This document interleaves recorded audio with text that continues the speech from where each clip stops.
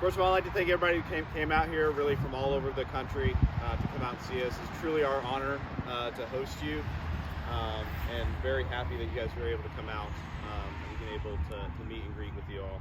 I'm going to go over a little bit of history of the Lancers, of how they're formed up to the present day, and then we're going to read off some names who have fallen as a Lancer. Bravo Company was organized from the existing 246 Aviation Company on 18 July 1968 amid the snow-capped mountains of Fort Carson, Colorado. Under the command of Major Tommy W. Thornton, the Lancers diligently trained for the mission of providing tactical mobility for combat troops and supplies and equipment in the conduct of air mobile operations in the Republic of South Vietnam. In February 1969, Bravo Company was deployed to the Republic of South Vietnam, where it compiled a distinguished combat record. Upon returning from Vietnam, Bravo Company was reassigned to Fort Campbell, KY, where it remained active since. Since Vietnam, the Lancers have participated in Operations Desert Storm and Desert Shield, Operations Continue and Restore Hope in Somalia, Operations in Bosnia and Kosovo, Operation Iraqi Freedom, Operation Enduring Freedom, and Operations Resolute Support and Freedom Sentinel. On February 24th, 1991, the Lancers planned and participated in the longest planned air assault in military history to spearhead the attack into Iraq. And those of you who saw the air assault demonstration yesterday, the Lancers continue to set the standard for our sister companies in Eagle Assault and within the Wings of Destiny Brigade. As we remember the history of our organization, we'd like to take some time to remember those who have paid the ultimate sacrifice while serving as a Lancer. I invite Mr. Bruce Neesmith to read the names of Lancers killed in action while in Vietnam. Spec 5 Arthur Smith, April 22nd, 1969. Staff Sergeant James Dorsey, April 26, 1969. WO1 Carl Hughes, September 3rd, 1969. Chief Warrant Officer 2 Ben Sutton, September 3rd, 1969. Spec 4 Michael Cox, September 3rd, 1969. Spec 4 Marvin Screen, September 3rd, 1969. Captain James Line, February 6, 1970. WO1 James Burton, March 3rd, 1970. WO1 Robert Kirk, May 6, 1970. Chief Warrant Officer 2 Richard Worthington, May 6, 1970. Spec 4 Frank Hernandez, May 6, 1970. Spec 4 William Weiss, May 13, 1970. Spec 4 Stephen Perkins, May 13, 1970. WO1 George Berry, May 23, 1970. Captain Eugene Miller, May 23, 1970. Spec 4 William Vault, May 23, 1970. PFC Walter Taylor, December 6, 1970. Spec 4 Alvin Ivanhoe, December 6, 1970. First Lieutenant Charles Anderson, March 3, 1971. Spec 4 Paul Sagami, March 3, 1971. Captain Charles Galaney, January 1st, 1972. First Lieutenant James Williamson, March 17, 1972. That ends our Vietnam losses. Remember all of them.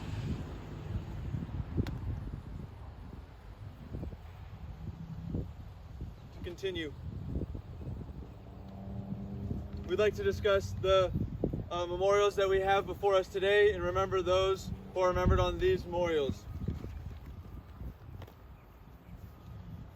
On November 7, 2003, UH-60 Blackhawk, tail number 26431, assigned to Bravo Company, 5th Battalion of the 101st Combat Aviation Brigade, was hit by an SA-16 near Tikrit and went down on an island on the east side of the Tigris River Palace Complex.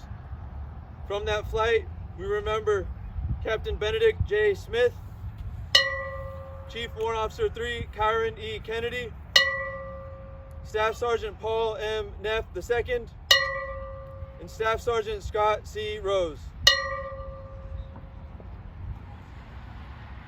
on September 21st, 2010, UH-60 Blackhawk, tail number 26517, signed to Bravo Company, 501st, 5th Battalion of the 101st Combat Aviation Brigade, crashed at approximately 0400 hours in northwestern Zabul Province in the Daechopin district near Chiranin Village while on Spec Ops mission.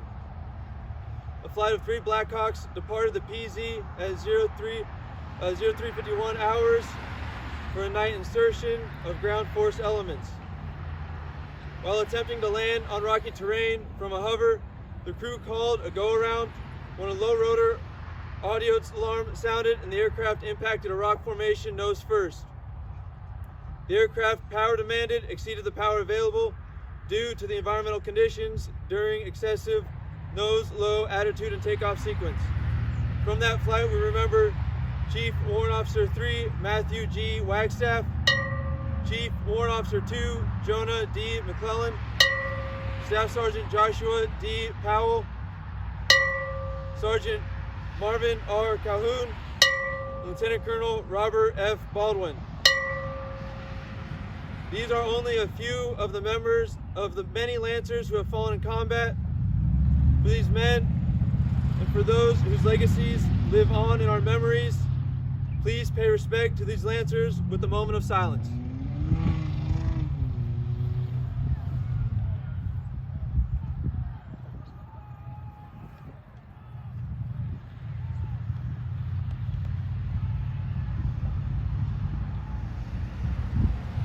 Thank you.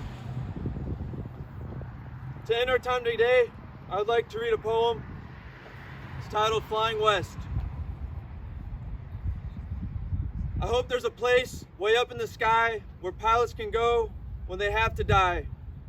A place where a guy can buy a cold beer for a friend and a comrade whose memory is dear. A place where no doctor or lawyer can tread, nor a management type would e'er be caught dead. Just a quaint little place, kind of dark, full of smoke, where they like to sing loud and love a good joke.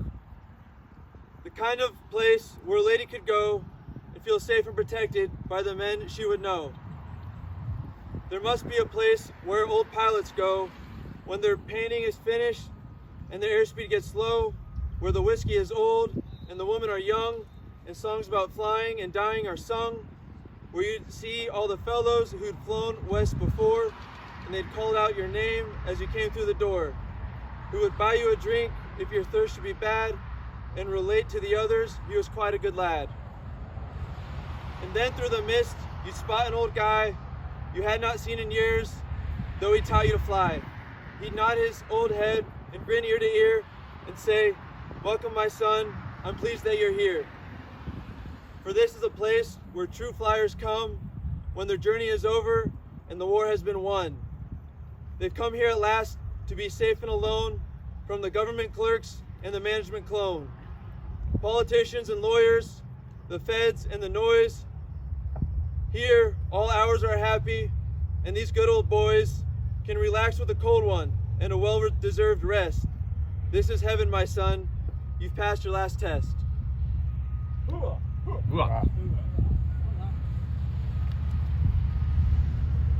Thank you all for coming today.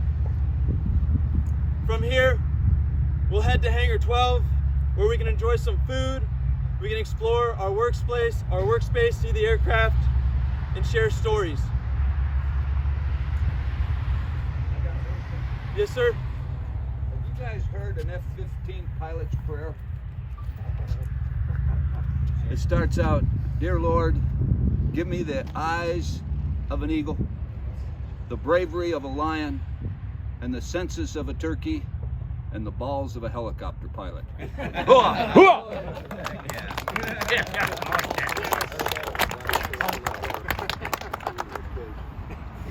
ever heard the poem, "The Man in the Doorway"? Are you crew chiefs? Great time to do it. The man in the doorway. They came in low and hot, close to the trees, dropped their tail in a flare, rocked forward, and we raced for the doorways.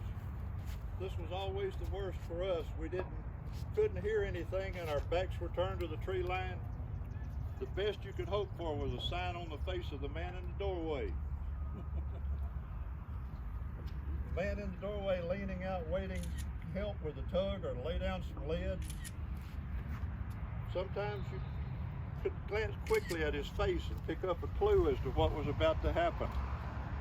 We would pitch ourselves out first and tumble against the scuffed riveted aluminum and grab for a handhold and wheel that son of a bitch into the air. Sometimes the deck was slick with blood or worse. Sometimes something had been left in the shadows under the webbed seats. Sometimes they landed in a shallow river to wash them out.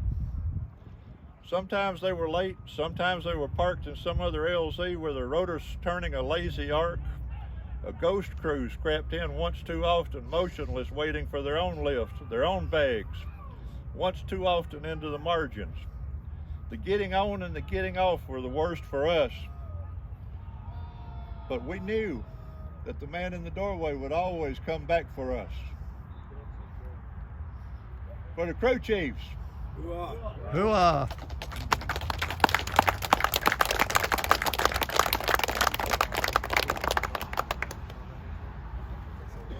With those two things, I do want to open it. Anyone else have anything they want to share?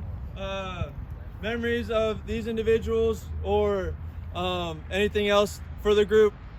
Sir, do you have anything you want to share? Go ahead. I'm kind of the misfit here because I was an Alpha Company guy in Vietnam. But I think it's worth saying that seeing you guys fly yesterday and being a Black Hawk guy in a previous life, the UH-1s that we flew in Vietnam in this battalion, there were 60 of them. Each company had 20 of them commanded by a major. And every day we get a knock on our hooch. That bell hung in our officers club, Camp Evans, Vietnam. And all day, and some days you wouldn't shut that aircraft down for 12 hours. And we'd be into Oasis. Did my heart fun to go by Oasis after not being here for 50 years.